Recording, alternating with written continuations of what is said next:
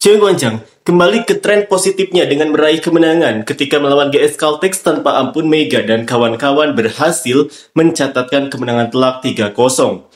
Kemenangan atas GS Caltex ini membuat Choi Guangchang bisa melewati posisi Hyundai di posisi kedua dan mereka pun berpotensi untuk mengamankan posisi ini agar mendapat keuntungan di babak playoff nanti. Seperti inilah komentar fans GS Caltex. Pertarungan antara pelatih permainan hebat, Silva, maaf ya, Lee Yong-shin, Kwon Min-ji, jangan keluar ke lapangan. Aku benar-benar tidak tahu bagaimana kalian bisa menjadi profesional. Aku tidak pergi menonton langsung karena merasa seperti akan masuk angin. Syukurlah, mari kita coba menang di pertandingan kandang berikutnya. Semoga Hejin tidak mengalami cedera serius. Para pemain lain juga hati-hati agar tidak cedera. Dan semangat untuk pertandingan berikutnya. Jangan sampai cedera. Semangat untuk putaran 6 yang tersisa. 12 poin bahkan kalau diisi dengan 5 anjing terlatih, mereka pasti bisa mencetak lebih dari 12 poin. Serius, aku penasaran. Kenapa semua penerimaan setelah menerima bola malah jatuh ke belakang dan tidak bisa cepat bangun, sehingga menghilangkan semua opsi serangan di posisi keempat. Padahal tugas utama mereka adalah menerima dan menyerang dari luar. Tapi mereka hanya terjatuh dan tidak pernah menyerang. Tidak ada pemain dari tim lain yang berguling-guling seperti itu, tapi di tim ini semuanya jatuh. Karena itu, tidak ada serangan dari sisi kiri, sehingga semua blok lawan hanya fokus pada Silva dengan double blocking. Untungnya, ini Silva, jadi dia masih bisa menembusnya. Tapi kalau nanti ada pemain asing baru dan dia tidak selevel dengan Silva, pasti semuanya akan terblokir habis-habisan.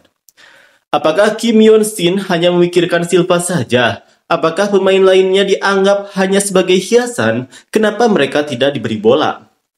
Han Soo-jin mengalami apa sih? Performa terburuk musim ini. Kwon Min-ji juga harus benar-benar mempertimbangkan apakah posisinya saat ini cocok untuknya saat off-season nanti. Karena penerimaan bola yang buruk, tidak ada yang berjalan dengan baik di pertandingan ini. Tidak ada komentar untuk pertandingan hari ini. Aku benar-benar tidak punya kata-kata. Tui juga harus keluar. Itu tidak bisa disebut sebagai skill.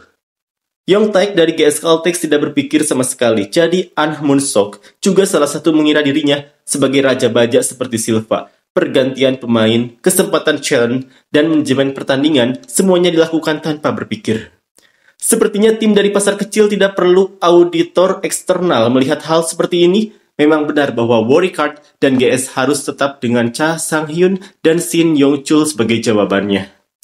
Do Sung-hyun bahkan dipasang sebagai pemain meskipun lututnya hancur dan dia tidak bisa berjalan. Yong Taek masih lebih baik dibanding itu.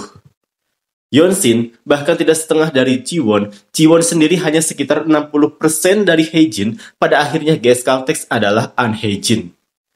Pemain asing harus diubah menjadi sistem free agency. Pertandingannya semakin lama semakin kacau. Yeon-shin tolong main lebih baik di pertandingan ulang di Changchun. GS Caltex sangat perlu memperkuat posisi middle blocker. Center tidak punya opsi untuk memberikan bola, jadi akhirnya hanya mengarah ke Silva, membuat serangan jadi monoton. Tui benar-benar bukan jawabannya. Lutut itu memang tidak bisa benar-benar sembuh total, yang ada hanya perbedaan antara masih bisa bermain meski sakit, atau terlalu sakit sampai tidak bisa bermain. An Hejin adalah pemain yang pernah memimpin tim meraih kejuaraan, tapi sekarang terhambat oleh cedera. Sungguh menyedihkan. Orang yang menunjuk Lee Yong Taek sebagai pelatih itu sebenarnya mikir apa sih? Dia bahkan sudah menghancurkan tim Choi Guangchang sebelumnya. Kalau memasukkan pemain pengganti di akhir putaran ke-6 dan menggunakannya saat babak playoff, lawan belum sempat menganalisanya, jadi mungkin itu strategi yang bagus. GS Caltex sekarang turun ke posisi paper. Klub besar seperti ini benar-benar hancur. Sepertinya perusahaan induknya juga tidak lagi berinvestasi di voli. An Hejin tidak dalam kondisi bagus hari ini, seharusnya dibiarkan istirahat, malah dipaksakan main dan akhirnya cedera. Silva selalu saja bertemu pelatih yang salah dan dipaksa bermain berlebihan. Dan satu lagi, mereka bilang ini musim untuk berkembang, tapi sebenarnya siapa yang mereka kembangkan? Selain beberapa pemain utama yang terus dimainkan, ini sama sekali bukan musim perkembangan.